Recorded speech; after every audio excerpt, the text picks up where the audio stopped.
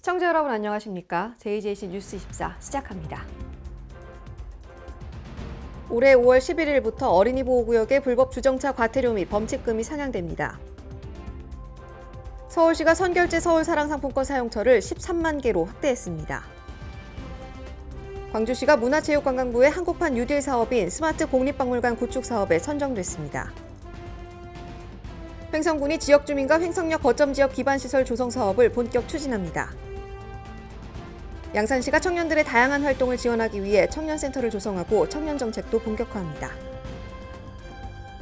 수도권 소식입니다. 전국적으로 어린이 보호구역이 늘어난 만큼 운전자들이 어린이 보호구역을 특별하게 인식하고 어린이들을 보호하는 배려운전을 하는 자세가 필요합니다. 올해 5월 11일부터 어린이 보호구역의 불법 주정차 과태료 및 범칙금이 기존 일반 도로의 2배에서 3배로 상향되는데요. 자세한 내용 전해드립니다. 불법 주정차로 인한 시야 가림으로 어린이 보호구역 내 교통사고가 지속적으로 발생하고 있습니다. 이를 방지하기 위해 어린이 보호구역 주정차 위반에 대한 과태료가 상향 조정됩니다. 현재는 일반 도로의 2배 수준인 승합차 9만 원, 승용차 8만 원의 과태료를 부과했습니다. 하지만 2021년 5월 11일부터는 일반 도로의 3배 수준인 승합차 13만 원, 승용차 12만 원을 부과합니다. 전국적으로 어린이 보호구역이 늘어나고 있고 불법 주정차뿐 아니라 제한속도 등 모든 분야에서 규정이 강화됩니다. 정부는 지속적인 투자와 체계적 점검을 통해 어린이가 안전한 나라를 만들어가겠다는 계획입니다. 서울시가 코로나19 사회적 거리두기 영업 제한 업종의 소상공인을 돕기 위해 선결제 서울사랑상품권 사용처를 13만 개로 확대했습니다. 기존 선결제 상품권 사용처는 1만 개, 결제 기간은 1월 31일까지였습니다. 이번 선결제 상품권 개편으로 사용처는 코로나19 사회적 거리두기 피해 업종의 제로페이 가맹점 13만 개로 확대됐습니다.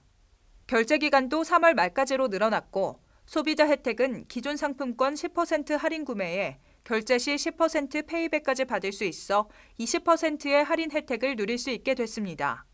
페이백 대상 가맹점 여부는 제로페이 모바일 상품권 사이트나 제로페이 가맹점 찾기 공식 앱 지맵에서 확인할 수 있습니다. 또 선결제 상품권은 비대면 QR 결제도 가능해 소비자는 참여업소에 직접 방문해 결제하지 않고 웹에서 QR코드를 인식해 결제할 수 있습니다. 비대면 QR 결제는 제로페이 모바일 상품권 웹사이트에서 지원합니다. 선결제 상품권은 비플 제로페이, 체크페이, 페이코 등 16개 간편 결제 앱에서 구매할 수 있습니다. 마포구가 유아들이 숲에서 자연과 교감하며 마음껏 뛰어놀 수 있도록 조성한 매봉산 유아숲 체험원의 개장 준비를 마쳤습니다. 마포구가 유아들이 숲에서 자연과 교감하며 뛰어놀 수 있는 기회를 제공하기 위해 매봉산 유아숲 체험원을 조성해 3월 정식 개장합니다. 서울시로부터 사업비 2억 원을 지원받아 매봉산 속 경사가 완만한 곳에 10,000제곱미터 규모로 기존 지형과 자연 소재를 최대한 활용해 조성했으며 도심에 익숙한 어린이들이 자연을 배우고 체험하며 즐길 수 있는 시설이 구비되어 있습니다. 하늘을 나는 짚라인 마당, 숲에서 자연을 배우는 자연체험 마당, 밧줄을 이용한 놀이를 통해 창의력을 자극하는 밧줄놀이 마당, 기존 지형을 활용해 오르고 내리기가 가능한 경사놀이 마당 등 크게 4가지 주제로 나눠져 있습니다. 마포구는 신규 개장을 앞두고 유아숲 체험원 정기 프로그램에 참여할 어린이집과 유치원 총 27개소를 모집 중이며 참여자들은 3월부터 12월까지 주중 10시부터 오후 4시까지 유아숲 체험원을 이용할 수 있습니다. 또한 유아숲 지도사 1명을 상시 배치해 낙엽, 꽃 등 자연 속에서 볼거리를 찾는 숲속 생태 관찰, 자연물을 이용한 만들기 등 다양한 교육 프로그램을 진행할 예정입니다.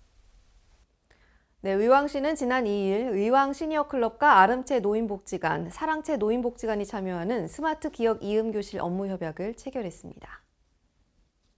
스마트 기억 이음교실은 노인 일자리 사업을 통해 스마트폰과 SNS 활용 교육을 이수한 스마트 매니저가 각 반의 담임이 돼 비대면으로 진행하는 치매 예방 교육 프로그램입니다. 이번 협약에 따라 치매 안심센터는 사전, 사후 인지선별 검사와 평가 교육 프로그램을 제공하고 시니어클럽은 스마트 매니저 양성과 행정 분야의 지원을 맡고 아름채와 사랑채 노인복지관은 교육 대상자 모집을 맡습니다. 3월 중순 교육 시작에 앞서 대상자 모집과 1:1 인지선별검사, 스마트폰 사용법, 프로그램 운영 계획 등에 대한 시니어 클럽의 각반 담임인 스마트 매니저와의 설명회를 가질 예정입니다. 김상돈 시장은 이번 협약을 통해 어르신들의 두뇌 건강과 인지 능력 향상이 기대된다고 밝히며 우리 시가 대표적인 치매 안심 도시로 발돋움하는 기회가 되길 바란다고 말했습니다. 한편 스마트 기억 이음 교실 참여를 원하는 어르신은 의왕시 보건소 치매 안심센터나 아름채 사랑채 노인복지관으로 문의하면 됩니다. 다음은 광역시 소식입니다. 청년들이 바라는 대전의 내일은 어떤 모습일까요? 대전시가 청년들의 목소리에 귀 기울이기 위해 운영하고 있는 대전 청년정책 네트워크가 새로운 청년 활동가의 참여를 기다립니다. 대전시가 2월 15일부터 26일까지 대전 청년정책 네트워크 4기 회원을 모집합니다. 대청넷은 청년들의 시정 참여를 확대하고 청년이 직접 의제 발굴과 정책 연구에 참여해 도시의 더 나은 미래를 설계해 나가는 대전시 정책 네트워크입니다. 이번 대청넷 4기 회원은 청년 활동과 사회적 문제에 관심 있는 만 18세부터 39세까지의 청년이면 누구나 참여할 수 있으며 신청은 온라인으로 가능합니다. 시는 대청넷 회원에게 정책 연구 활동 지원과 청년 활동과 전문가와의 컨설팅, 다양한 청년들과의 교류와 시정 참여 기회를 제공할 예정이며 특히 올해는 각종 사회적 문제 해결을 위한 프로젝트 실행에도 지원을 아끼지 않을 계획입니다. 네, 인공지능 중심 도시로 거듭나고 있는 광주시가 문화체육관광부의 한국판 뉴딜 사업인 스마트 공립박물관 구축 사업에 선정됐습니다. 광주시가 선점한 스마트 공립박물관 구축 사업은 정부의 한국판 뉴딜 사업으로 추진되고 있으며 첨단 기술을 적용한 새로운 박물관 콘텐츠 개발을 통해 색다른 문화체험 서비스를 제공하게 됩니다. 광주시는 국비를 포함한 사업비 총 2억 원을 들여 광주 역사민속박물관에 인공지능 도슨트 로봇을 활용한 전시 서비스를 선보이게 됩니다.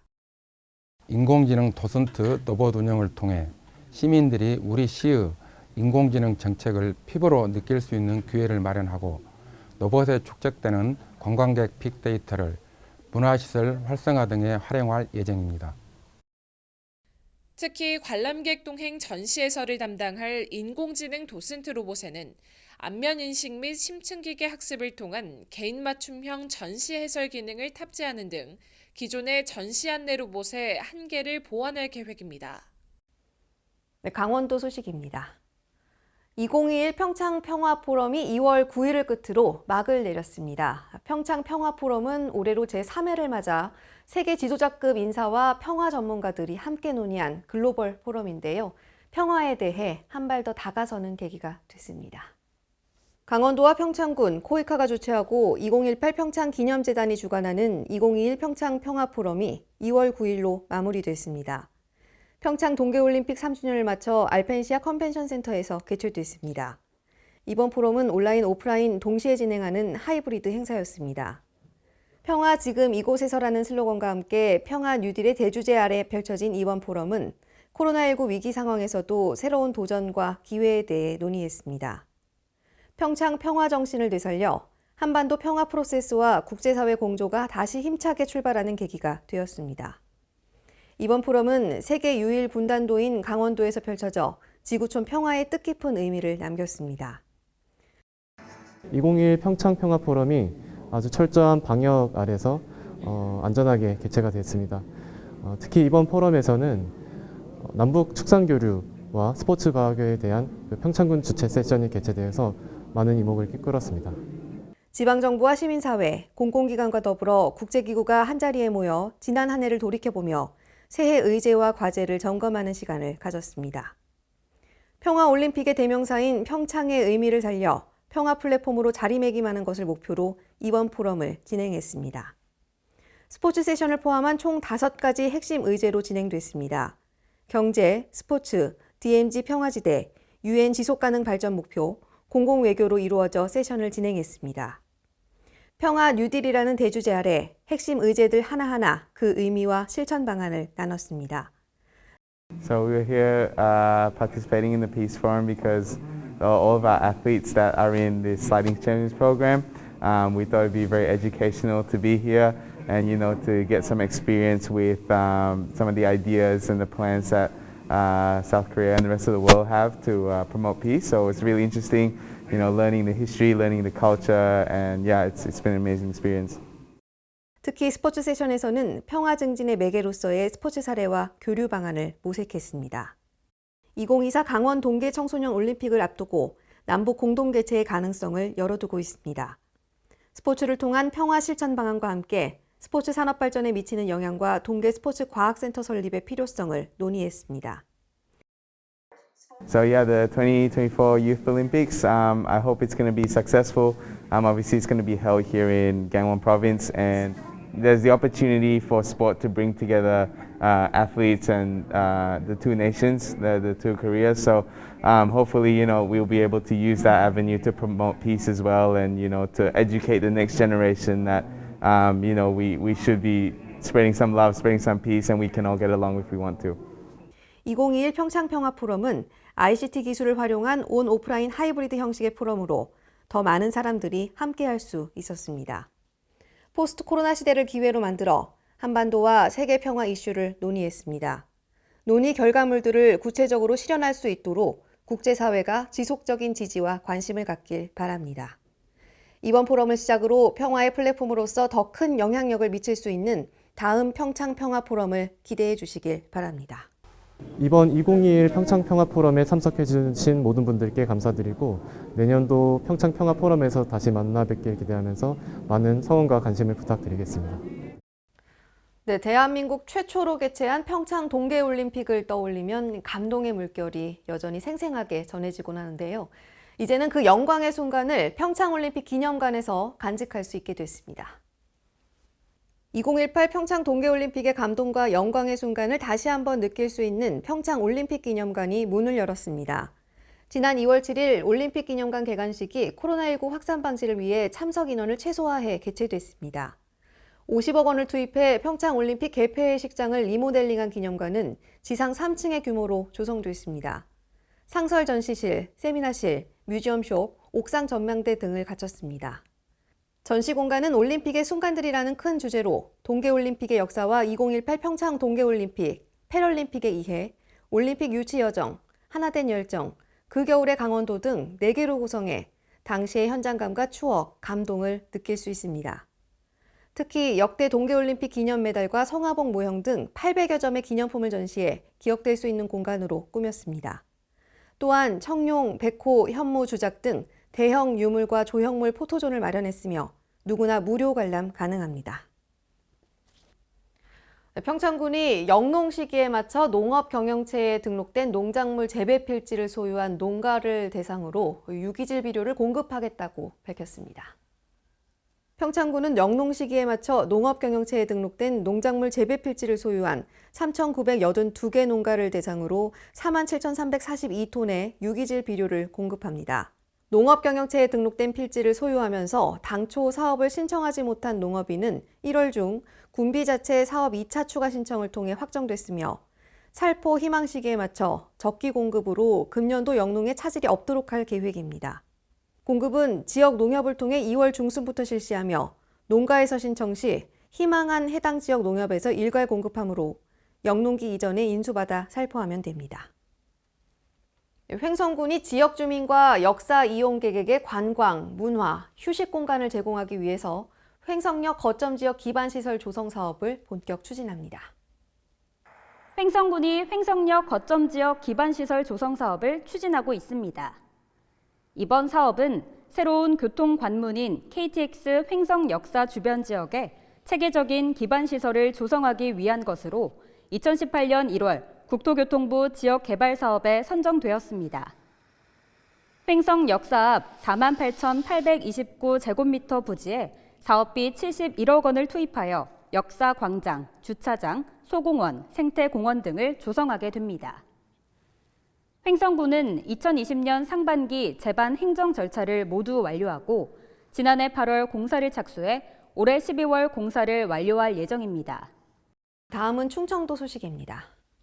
충청북도는 올해 상반기 확정될 예정인 정부의 공항개발 종합계획에 청주국제공항 활성화를 위한 핵심 기반시설 확충을 반영하기 위해 총력을 기울이고 있습니다.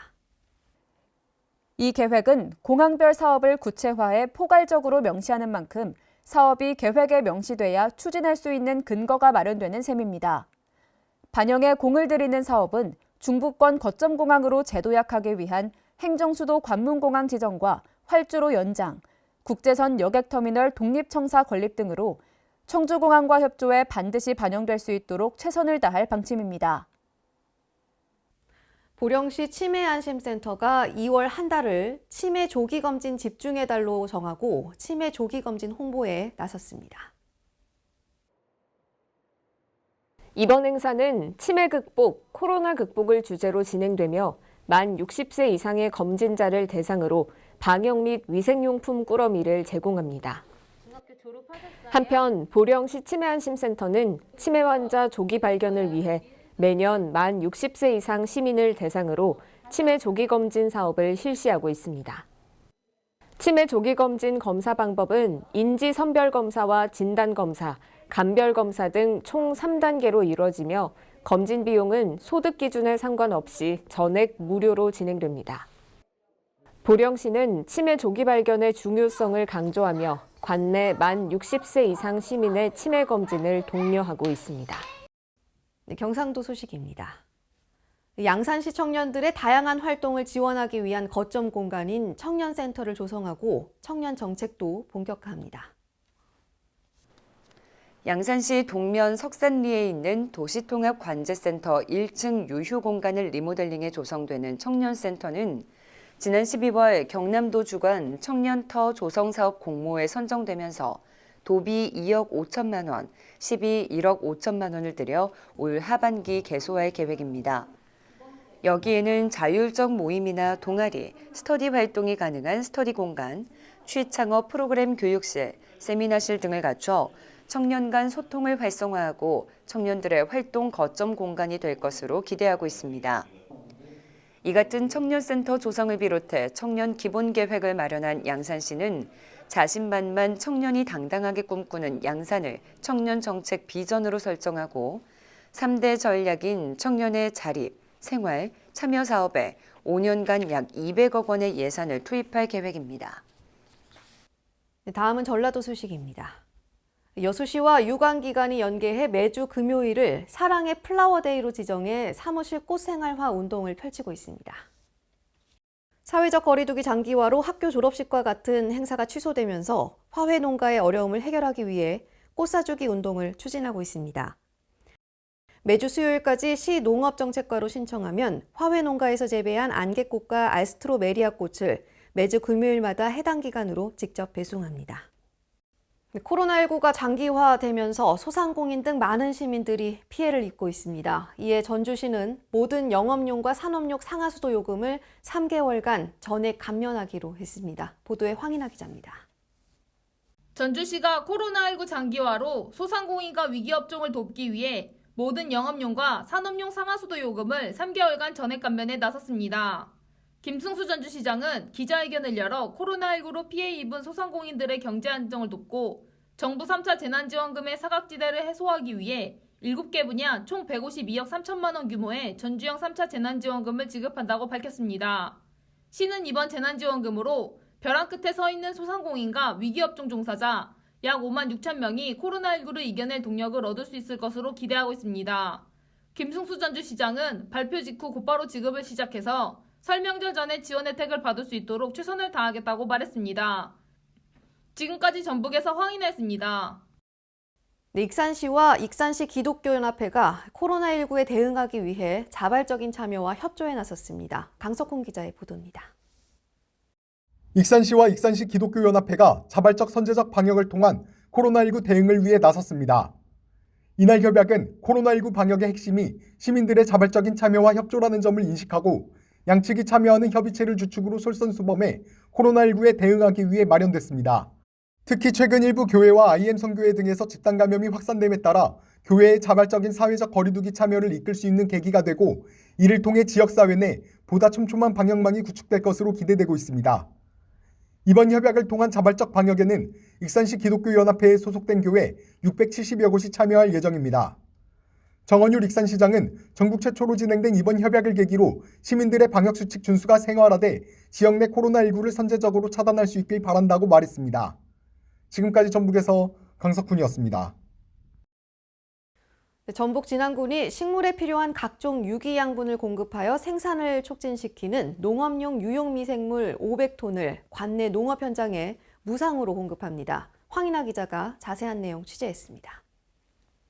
전북 진안군이 2001년에도 농업용 유용미생물 500톤을 관내 농업 현장에 무상 공급합니다. 유용미생물은 식물에 필요한 각종 유기양분을 공급하여 생장을 촉진시키고 가축의 장내에 정착해 사료의 소화와 흡수를 도와주어 생산성을 향상시키며 토양 개선, 악취 제거 등의 효과가 있습니다. 군은 미생물 활용도가 높아지고 농가 수요가 증가함에 따라 정기적으로 미생물 품질 검사도 실시할 계획입니다. 진안군 관계자는 농업미생물은 작물별 적정 시기와 사용법을 준수해 꾸준히 사용하여야 하며 특히 올해 3월부터 시행되는 퇴비 부숙도 측정 의무화 제도와 관련해 유용 미생물을 활용하면 퇴비산의 발효 촉진과 냄새 저감 효과 등이 있으니 많은 이용을 바란다고 말했습니다. 지금까지 전북에서 황인했습니다.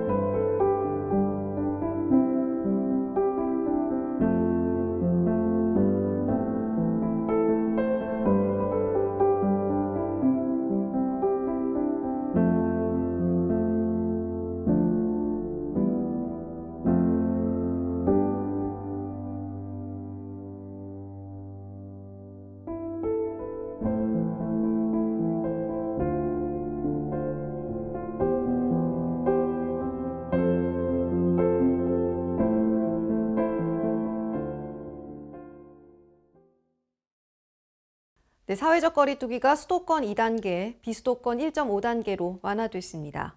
수도권 다중이용시설 운영시간이 오후 10시까지 연장됐는데요. 하지만 언제든 대유행이 다시 시작될 수 있는 만큼 소중한 일상을 지키기 위해서 개개인의 방역과 위생관리를 더 철저히 해주셔야겠습니다.